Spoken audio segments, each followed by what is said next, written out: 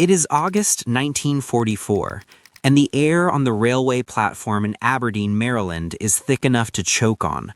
The humidity clings to the wool of military uniforms, turning collars into damp, scratching nooses. Amidst the soldiers and the steam, a man in a rumpled suit stands waiting. He checks his watch. He paces. His mind is not here on this sweating concrete slab. It is thousands of miles away, trapped in the high desert of Los Alamos, New Mexico. This is John von Neumann, the most brilliant mathematician on Earth, and he is terrified. He is carrying a secret that weighs more than the suitcase in his hand. The Manhattan Project has hit a wall. The physics of the atomic bomb, specifically the implosion lens required to detonate the plutonium core, are proving impossible to calculate. The shock waves must be perfectly spherical, collapsing inward with absolute precision. If they are off by a fraction of a microsecond, the bomb is a dud. The war continues. More boys die on beaches in the Pacific. Von Neumann has the equations, but he cannot solve them. No human can. He has armies of computers, human mathematicians, mostly women, working around the clock with mechanical desk calculators, their fingers bleeding from the keys, but they are too slow. The math is a beast that grows faster than they can kill it. He needs speed. He needs a miracle. And then the miracle walks up to him. A young army officer, Lieutenant Herman Goldstein, recognizes the famous professor. He approaches, perhaps nervous to interrupt the great man's thoughts. They exchange pleasantries. The conversation drifts, as it always does in wartime, to work. Goldstein lowers his voice. He tells von Neumann that the Army is building something nearby in Philadelphia at the Moore School of Engineering. They call it a monster. Goldstein describes a machine of unprecedented size, 100 feet long, 30 tons of steel and vacuum tubes, the ENIAC. It calculates trajectory tables for artillery shells. It can do in 30 seconds what takes a human 20 hours. Von Neumann stops pacing. The noise of the station, the hiss of steam, the clatter of boots, the shouting conductors fades into a dull hum. His eyes lock onto Goldstein. 30 seconds. But as Goldstein explains the machine, von Neumann spots the fatal flaw. The ENIAC is a brute.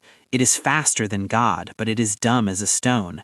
To change what it calculates, to switch from artillery tables to atomic implosions, you have to physically walk inside the machine and move thousands of cables. It takes days to reprogram it. It is not a computer. It is a giant electrified calculator. It is hardware without software. Most men would have seen a helpful tool. Von Neumann sees a tragedy of logic. His mind, moving at a velocity that frightens his peers, instantly dissects the machine's architecture. He realizes that the bottleneck isn't the electricity, it's the human interaction. As long as men have to plug and unplug wires to give instructions, the speed of the electrons is wasted. The train whistle screams, shattering the moment. Von Neumann grabs Goldstein's arm. He doesn't want to just see the machine, he wants to possess it. He is not thinking about artillery shells or even the atomic bomb anymore. He is thinking about the structure of thought itself. As he steps onto the train, leaving the humid platform behind, the modern world is quietly beginning. He has found the body of the computer. Now he intends to give it a soul. The landscape blurs outside the window of the train rattling toward Philadelphia, a smear of green and gray. But von Neumann sees none of it. He sits hunched in his seat, a fountain pen moving across a notepad with frantic, terrifying speed. The car sways and jolts, but his hand is steady. He is writing a ghost story.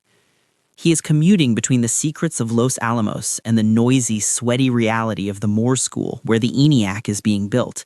But in his mind, he is building a different machine. He calls it the EDVAC. The engineers, J. Presper Eckert and John Mauchly, are brilliant men. They are the wizards of the soldering iron, the masters of the vacuum tube. They are building the body, but von Neumann is obsessed with the mind.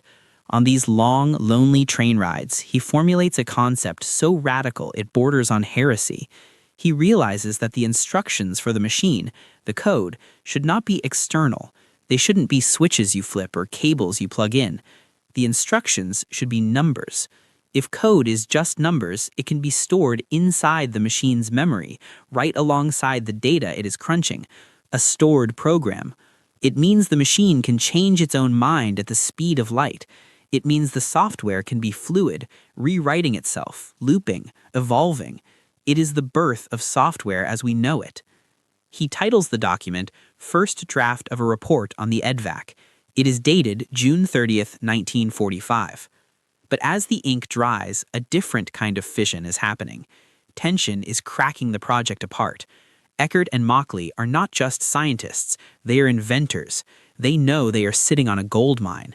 They envision a post-war world where they own the patent on the electronic computer. They see IBM contracts, fortunes, a legacy secured by legal protections. They treat the design of the EDVAC as a trade secret, a proprietary invention. Von Neumann is an academic aristocrat. He has a disdain for commerce. To him, this machine is a scientific truth, like gravity or calculus. It belongs to mathematics, not to a corporation. It belongs to the war effort, and by extension, to humanity. The conflict comes to a head not with a shout, but with an envelope. Von Neumann finishes his first draft. It is unfinished, ragged, missing citations. It bears only one name on the cover, John von Neumann. He hands it to Goldstein, and Goldstein, in a move that will act as the original sin of the computer age, makes copies. He mails them.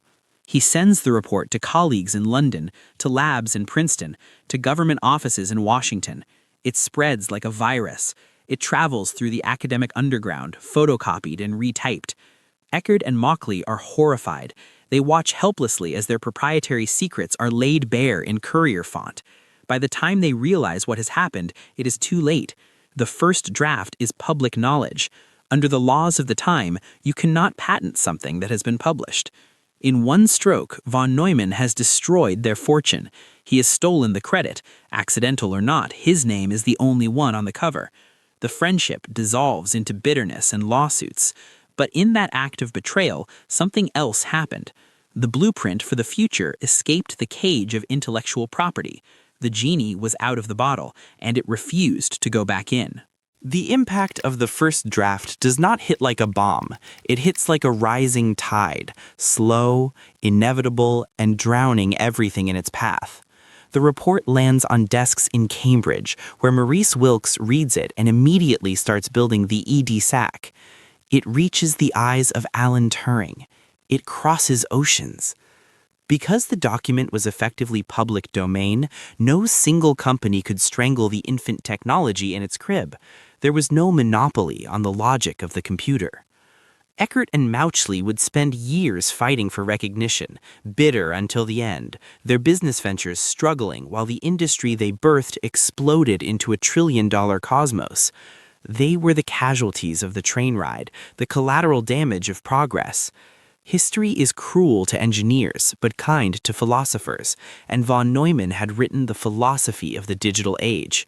The architecture described in those 101 pages, the von Neumann architecture, became the DNA of our reality. It defined the structure, a central processing unit, a memory unit to hold both data and instructions, and input-output devices. Look at the device you are using right now. Maybe it's a smartphone in your hand, a laptop on your desk, or a smart TV on your wall.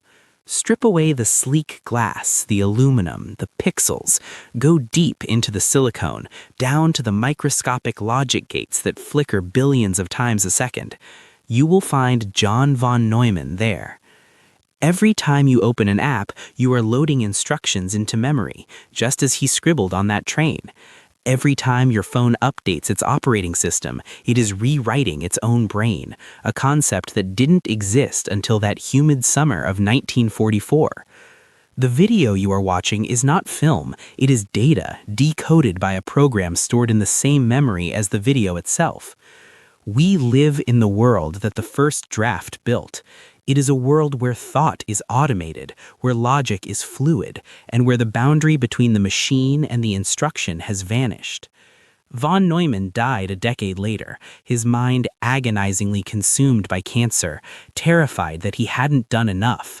He couldn't know that he had already achieved immortality. He didn't just solve the implosion lens for the bomb, he created a different kind of explosion, an explosion of information that is still expanding today. The train ride is over, but we are all still passengers on the journey he started. The tragedy of Eckert and Mauchly reminds us that progress often requires a sacrifice. The open nature of the report meant that the computer belonged to everyone. It was a gift, stolen perhaps, but a gift nonetheless. So the next time your screen lights up, remember the sweaty platform in Aberdeen. Remember the betrayal. Remember the document that shouldn't have been mailed. And ask yourself, if the computer had been patented, if it had been locked away behind corporate walls in 1945, would you be holding the world in your hands today? Probably not. The future wasn't just invented, it was set free. Subscribe to Microscope. We zoom in on the moments that matter.